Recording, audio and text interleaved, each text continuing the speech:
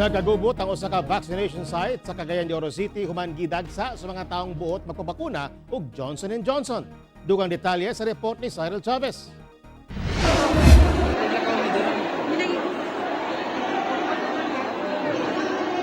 Kini ang viral video karon sa social media kung asa makita ang mga tawo sulod sa vaccination site sa usa ka mall sa Cagayan de Oro City nga nagtapok o wala na natuman ang social distancing.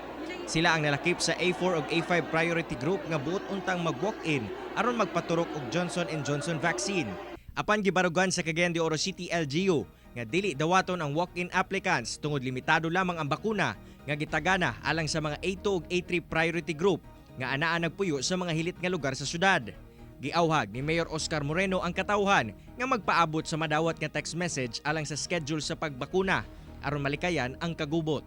Kanang mga palusot lagi, no? So hangyoon sa nako ang katawhan, labi na ito, nakasabot nga dili sila entitled, wala sila text advice pa, ayaw lang sa, hulat sa na text advice, ay kabalaka.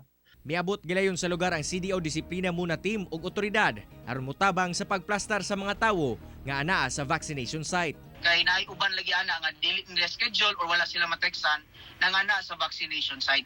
Pero ato man nila silang narespondihan, ato na din silang natagaan sa sakto nga impormasyon o nanguli na pud ang uban nila ni dayon. Aron dili masubli ang kaguliyang, nagbutang ang LGU og dugang mubantay sa vaccination site.